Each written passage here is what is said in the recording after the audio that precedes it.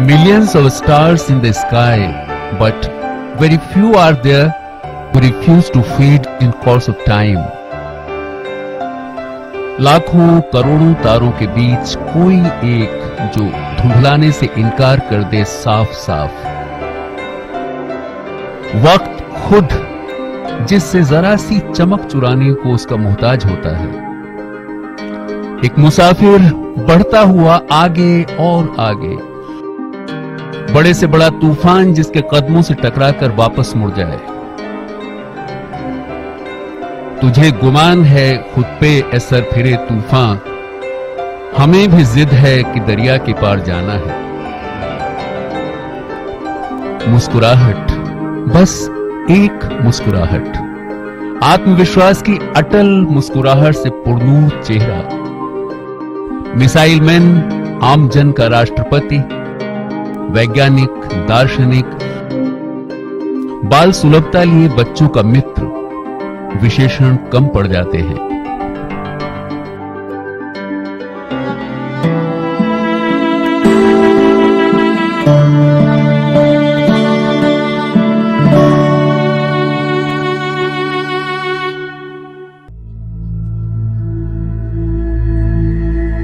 वैसे मां बाप ने नाम दिया अबुल पाकिर जैनुलाब्दीन अब्दुल कलाम। बेहद साधारण पृष्ठभूमि से भारत के राष्ट्रपति तक के आसन को सही सार्थकता देते APJ Abdul Kalam, doctor APJ Abdul Kalam, Bharat को विश्व में महाशक्ति बनने की ओर न सिर्फ उन्मुख किया उन्होंने, बल्कि महाशक्ति बनने के विश्वास को उन्होंने ताकत दी। 15 अक्टूबर 1931 को रामेश्वरम के निकट धनुषकोटि गांव में मूलतः मछुआरे पिता जैनुलाब्दीन और आशियम्मा के घर जन्मे डॉक्टर कलाम 9 बहन भाइयों में सबसे छोटे थे, पर जिम्मेदारी को समझने और उसे निभाने में शायद सबसे वयस्क।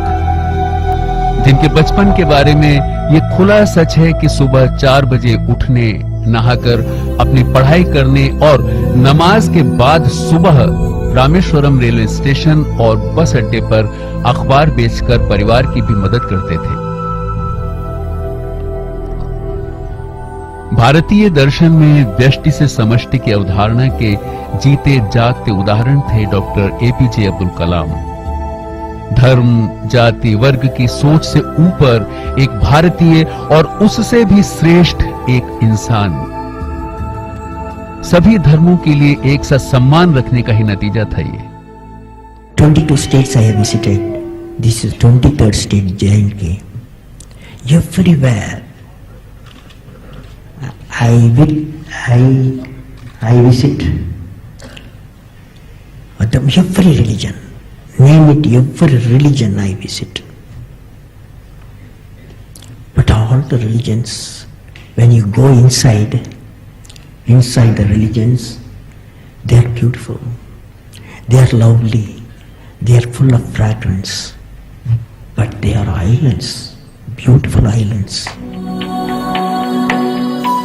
सच्चाई, साफगोई, शालीनता और दृढ़ता की पहचान बने कर्मयोगी डॉक्टर कलाम को भारत के एक ऐसे राष्ट्रपति के रूप में जाना जाता है जो राजनीति की दुनिया में एक बाहरी आदमी थे।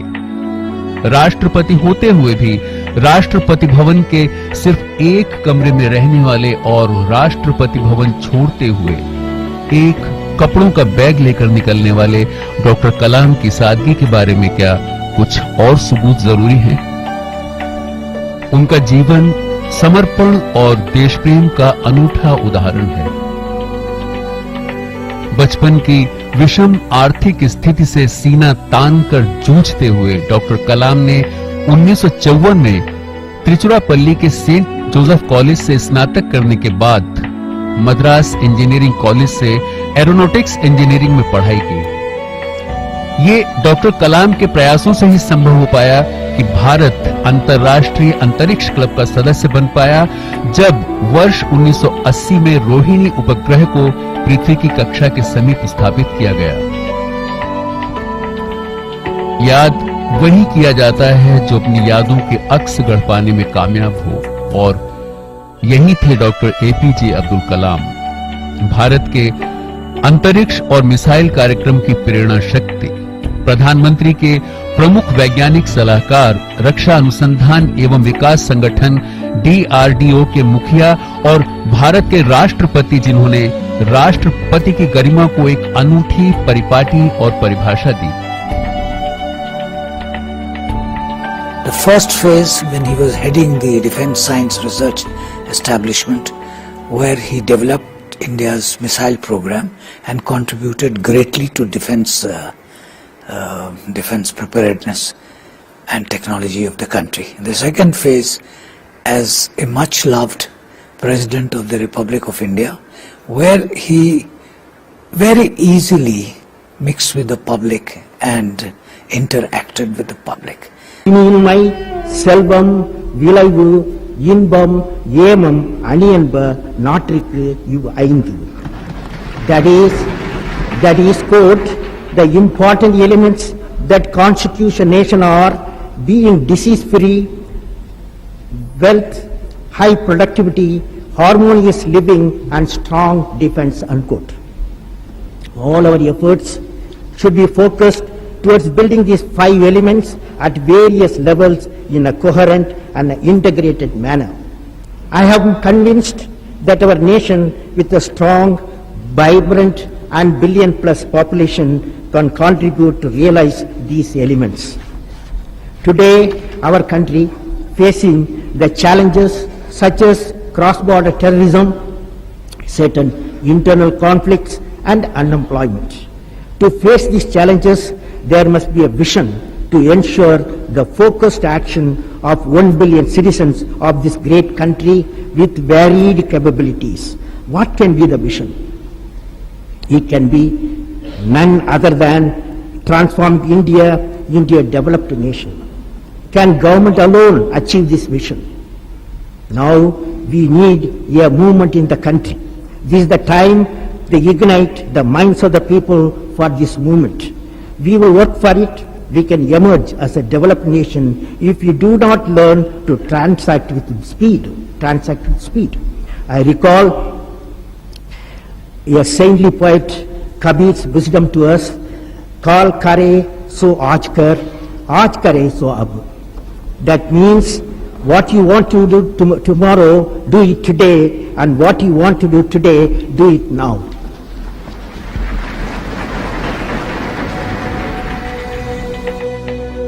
विश्व भर में अंतर्राष्ट्रीय दबावों से ऊपर उठते हुए 11 मई 1998 को पोखरण द्वितीय की सफलता से भारत के मस्तक को गौरवान्वित कर उसे उसकी शक्ति से परिचित कराना डॉक्टर कलाम का राष्ट्र के इतिहास में एक अमर योगदान है। भारत को सामरिक रूप से सशक्त बनाने में महत्वपूर्ण भूमिका निभाने वाले पृथ्वी, त्रिशूल, आकाश, नाग और अग्नि के विकास और सफल परीक्षण के मूल स्रोत डॉक्टर एपीजे अब्दुल कलाम ता दम सिर्फ और सिर्फ भारत के बारे में सोचते रहे। वर्ष 1962 में इसरो से अपनी सेवाएं शुरू करने वाले डॉक्टर कलाम ने फिर पीछे मुड़कर नहीं देखा। इसरो के प्रोजेक्ट डायरेक्टर रहते हुए ही उन्हीं के समय में भारत ने अपने पहले स्वदेशी उपग्रह प्रक्षेपण यान SLV-3 का निर्माण किया।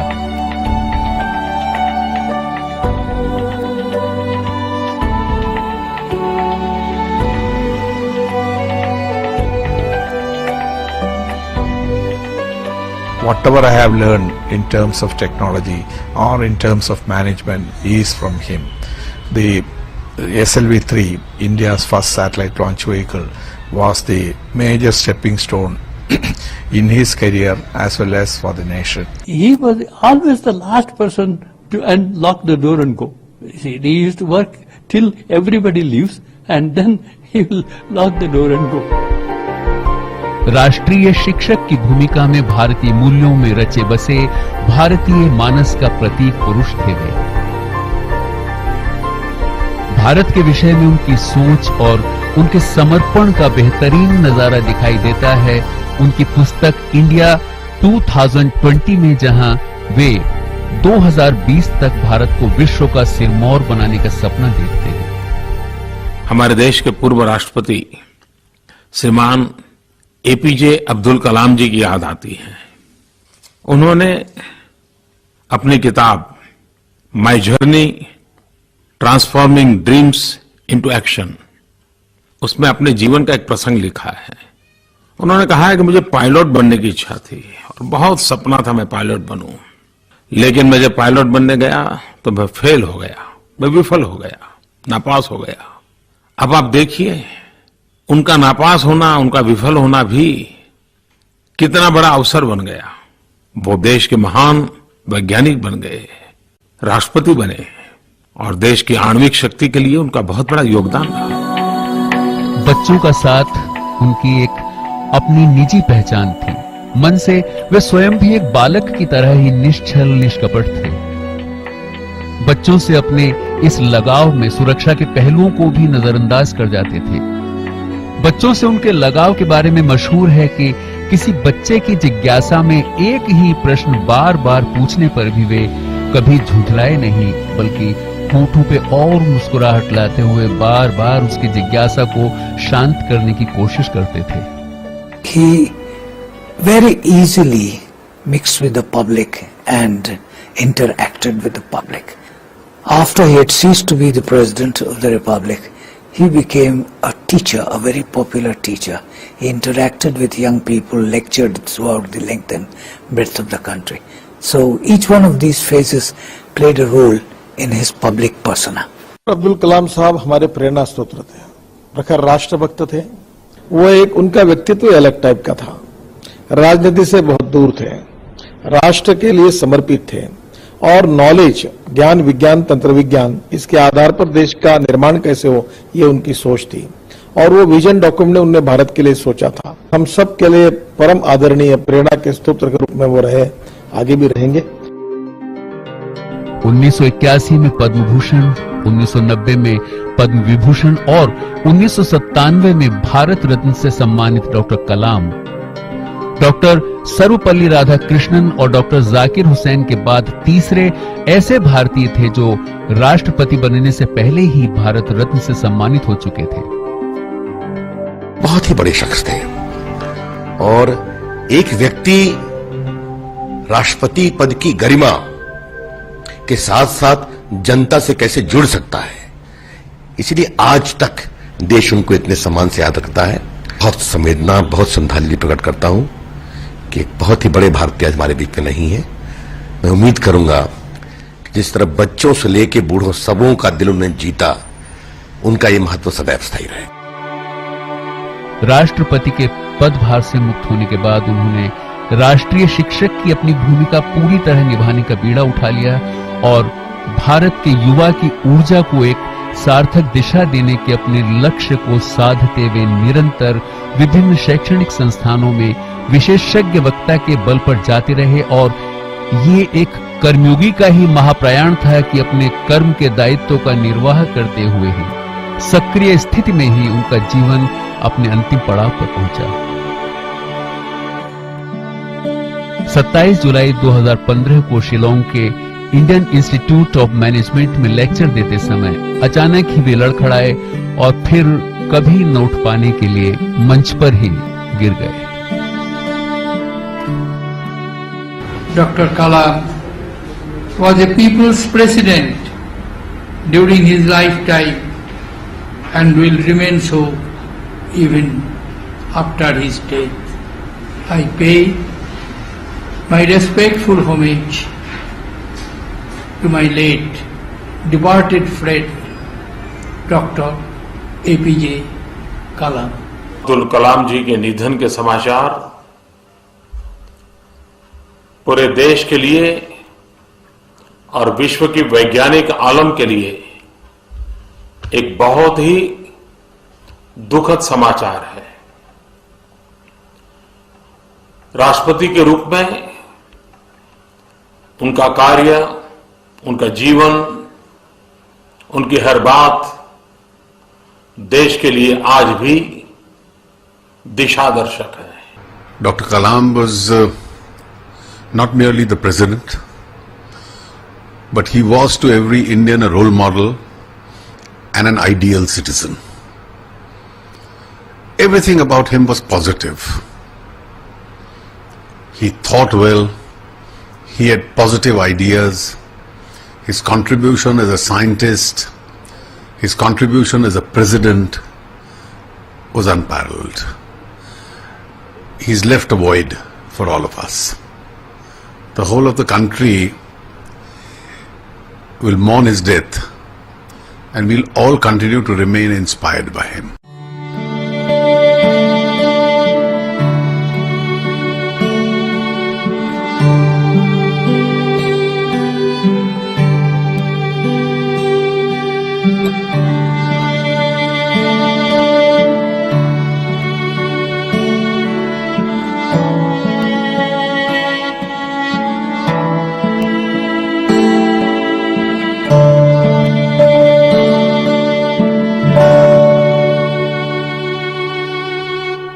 President Kalam was the people's president. He was a president who had the ability to connect with India's young. We will miss him. We will miss his thinking. We will miss his vision. It's quite apt that he worked till the last second of his life.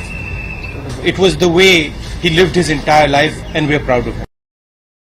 पूर्व राष्ट्रपति doctor कलाम साहब जो है, उनको देश का नहीं जनता का राष्ट्रपति के रूप से लोग देखते थे.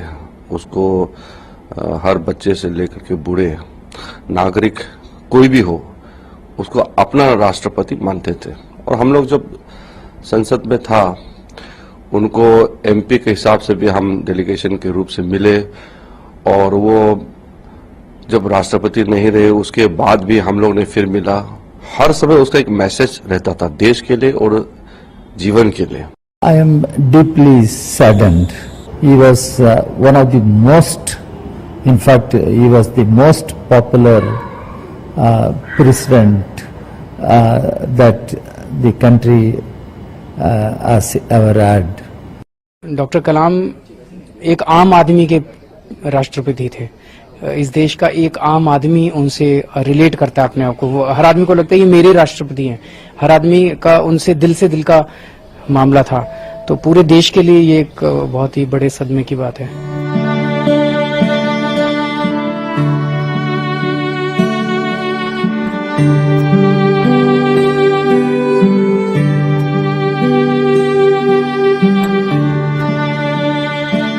We have never come across such a simple, honest, dedicated President of India. He is the President of common people. He is the President of poor, downtrodden. And he is a President particularly who is concerned for the welfare, for the future of the country. He wants the country to make a superpower. And in order to make superpower, he who inspires the younger generation.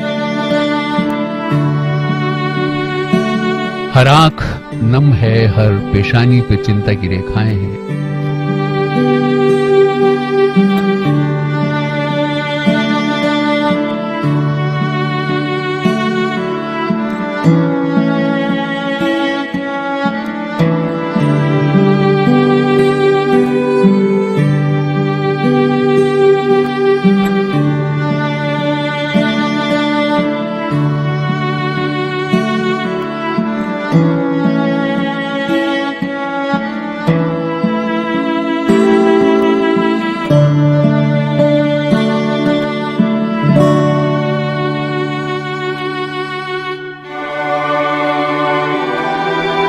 सिर के बीचों बीच मांग से चांदी के तारों सा बनता ताज और आंखों की उत्सुक पर गंभीर चमक. शरीरी रूप से हमारे बीच शायद अब फिर कभी ना आए, पर उनकी याद. जन्म एक भ्रम है और मृत्यु एकमात्र पूर्ण सत्य है. आने वाला जाएगा भी, जाता ही है, उसे जाना ही है, पर साधारण जीवन से अलग असाधारण बनते चेहरे बहुत कम ही होंगे। उनकी याद तो सारे भारतीय मानस पर अनंत काल तक अंकित रहेगी ही, और कौन नहीं है इस समय जो उनकी कमी को महसूस न कर रहा हो।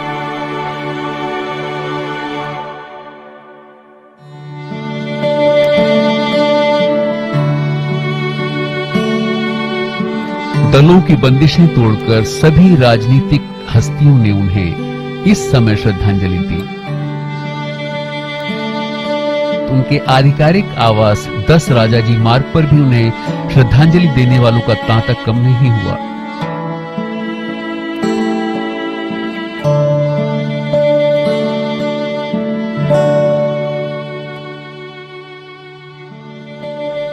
आज रामेश्वरम के उनके पैतृक गांव में जब उन्हें सुपुर्दे खाक किया जाएगा